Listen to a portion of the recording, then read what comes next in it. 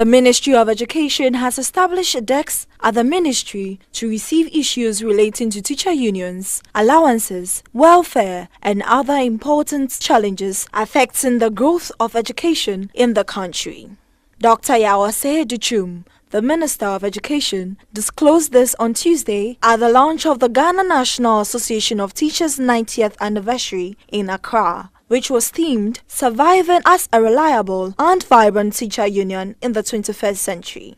Yawase Duchum, in his remarks to the educationist, said when teachers go on strike to demand what is due them, it affects the progress of learning. What is worrying to him is that government later pays the money, but the lost period during the strike cannot be accounted for.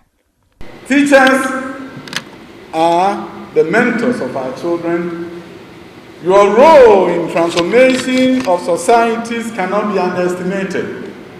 So today, as we celebrate the 90th anniversary of NET, 90 years of excellence, 90 years of advocacy for children, 90 years of surviving in villages where the highest educated person was the teacher, 90 years of reaching out to families and making sure that children who otherwise drop out of school came back to school.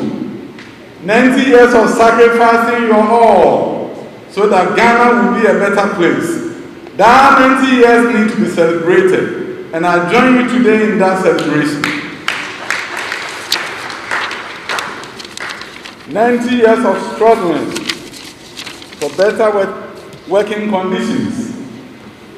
90 years journey, a 90-year journey that began with a vision by somebody, became the NET that we see today.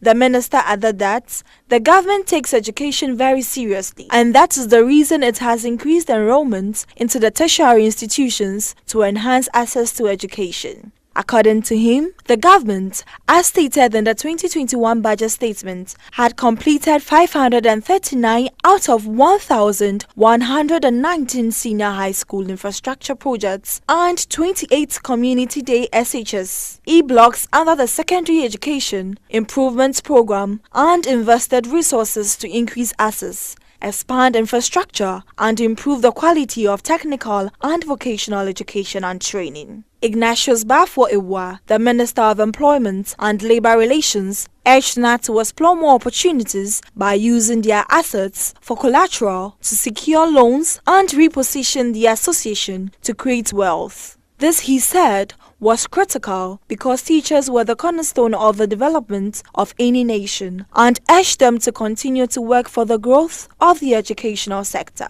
One of the larger unions that I happen to work with on a daily basis is NET.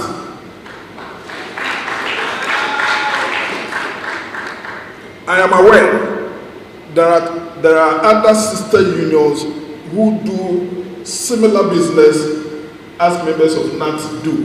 But one beautiful thing I've seen of them is that in spite of your minor differences, when it comes to business of unionism, they work together. And for me, that is good.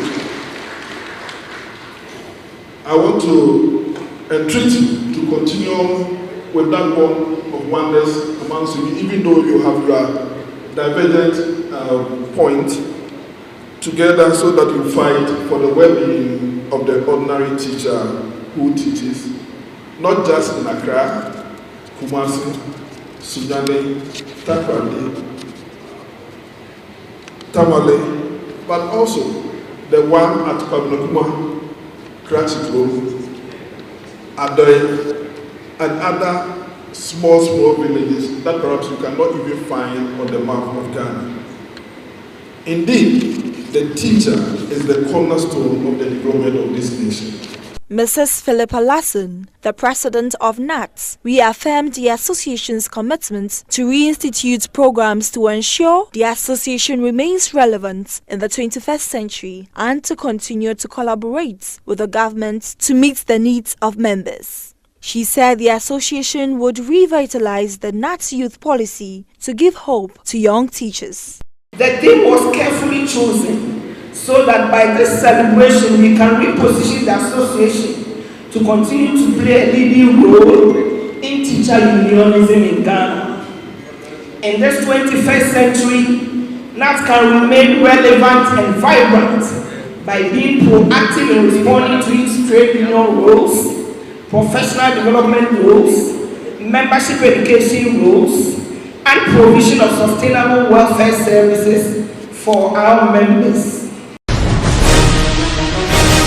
Ghanaians are expecting an improvement in their standards of living if the nation's macroeconomic policies and GDP growth are to be meaningful. President Nana Addo Dankwa Akufo-Addo has charged the incoming Finance Minister Ken Ofori-Atta. The president made this assertion on Tuesday when he swore into office the winner of the Best Finance Minister in Africa Prize in 2018 at the Jubilee House in Accra. President Akufo-Addo administered 3 oaths to the minister, who later received his instrument of appointment from the president. Ken Ofori-Atta, who was among the first batch of ministers designated for appointment for the second term of the Akufo-Addo presidency, also served in the same capacity during the first term. His appointment processes were put on hold following his departure to the United States of America, where he sought medical attention for complications from COVID-19. Commending Parliament for their continuous cooperation in approving the newly sworn minister, President Akufo-Addo assured Ghana's legislature of his determination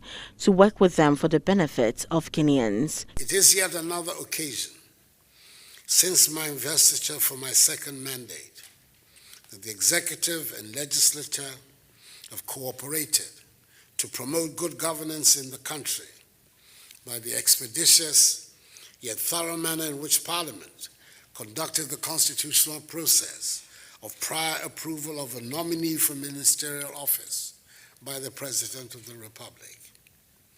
I commend Parliament for the bipartisan consensual manner in which it did its work.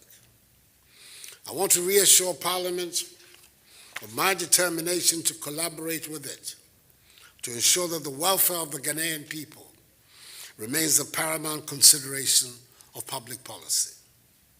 I'm grateful to the House for giving me a good birthday present with the approval of the Minister-designate for Finance on my birthday yesterday. He said he was happy the finance minister is back to work hale and hearty, and enumerated some qualities of the finance minister and said he looked forward to working with him for the nation's benefit. The circumstances surrounding Ken Ofori-Atta's appearance before the Appointments Committee of Parliament are well known, and I'm happy that he has recovered fully from his medical condition and is back, hale, hearty, and raring to go. We thank God for his mercies. He created, as usual, some history, becoming the first minister in the life of our nation to have been vetted for 2 consecutive days, acquitting himself admirably in the exercise.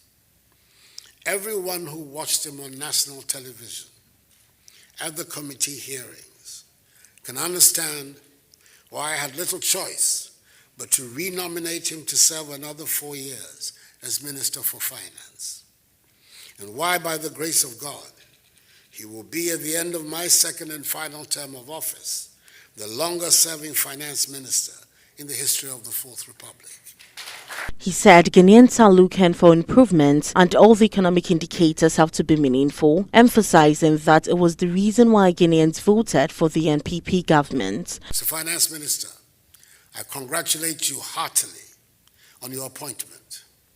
And I'm sure you know that the Ghanaian people are expecting you to put the economy on a sound footing once again and help lead it out of the ravages of the pandemic.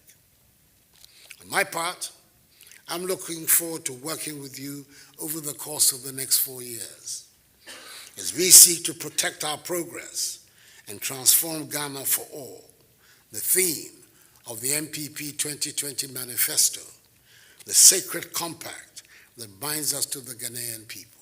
For his part, the newly sworn-in finance minister extended his gratitude to all stakeholders who have supported Ghana this far. He said the work ahead would be monumental. The resilience of our country and people and your remarkable leadership enabled us to weather the COVID-19 storm better than our peers.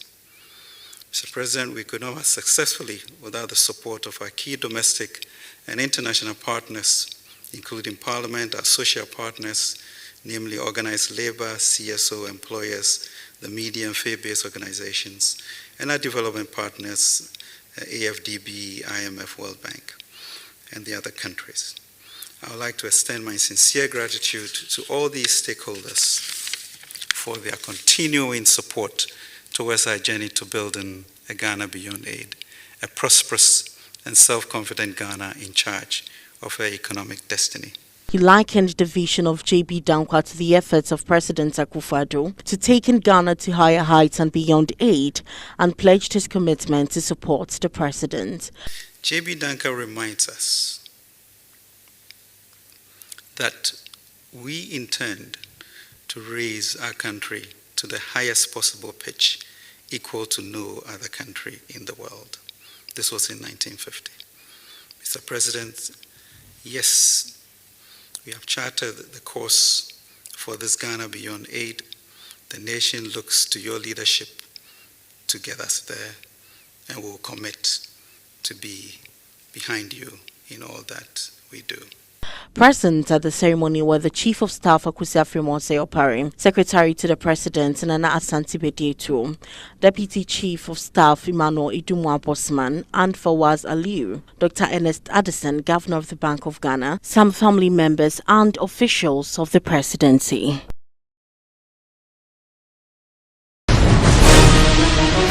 The Attitude, a television talk show series targeted at business development and empowerment, last Friday made its premiere on NET2 television. The in-studio discussion program, which is focused on shaping productivity at the workplace and business succession planning, will feature regularly the maverick politician and philanthropist Honorable Kennedy Ejapon. The show, according to the management of the Medina-based TV station, is to highlight the issues and challenges of building an effective and localized corporate culture in Guinean businesses that stands the test of time. Hosted by Padmo Bafo Ejapon, the show will also bring to the fore attitudes of employers, employees, and the self-employed that will improve corporate growth and expansion. The show will also commend exemplary attitudes and conduct that inure to the benefits of businesses. The debut episode saw the forthright and Central MP share numerous personal experiences, which he believes have shaped him up to be who he is today. The affable yet blunt legislator used the opportunity to admonish Ghanaian youth to be mindful of the education, knowledge, and training they acquire, as these are decisive factors in determining their success as future leaders or not. In Pempino, businessmen, no, Omu bioma juma, utum say, a grinning dia was soon ye. I would be a jumano. To me and share with me back. Titifono, I own a bed yoko Oxford, own a bed yoko Harvard, own a bako Columbia. Columbia. Who a Fian Sana, who one coscu out the year business. No. That the Fian San, one franc can education and one. Obo fairly. That is why, and we are charitable. May say, well, about 97% who are non business, I say. Honorable Kennedy Ejapon cautioned the upcoming generation and prospective leaders to avoid negative and destructive attitudes such as envy and jealousy towards successful persons in society. He admonished them to be masters of their destiny and not victims of their fate. The group chairman of Kencity Media Limited also used the opportunity to challenge the mindset of some Ghanaians in their attitude to work and advised the youth to endeavor to work hard in positivity and grab every opportunity with good conscience. The Attitude Show is the latest addition to the exciting programs broadcast by NET2 television. The director of NET2 TV, Kenneth Ejapon Jr., explained why this is a must-watch series. The purpose of the show, The Attitude, was the way individuals work, employees, employers.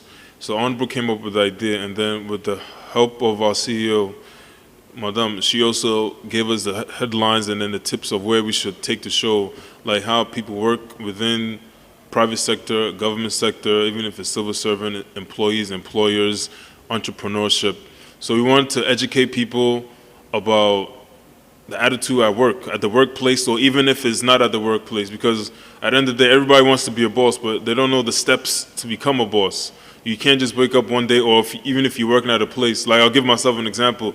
I can't say, oh, I've been working here for X amount of years, so all of a sudden I should be CEO. It took amount of years for our CEO, Madame, to get where she's at. So you need to pick the ideas and ask questions, suggestions, and even give implementation of what could be done. So we want to educate and inform people about the different attitudes, and other people were also complaining about at their business places that the attitude of their employees are not good, but then the employers also was complaining as well too. So that was the whole purpose of the show, The Attitude, which is every Friday at 7:30.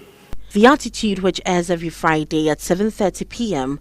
and repeated on Saturday at 9 p.m. to 10:30 p.m., can also be watched live through our streaming services on social and new media, including Facebook, YouTube, and Instagram via our social media handle at NET2 TVGH across all social media platforms.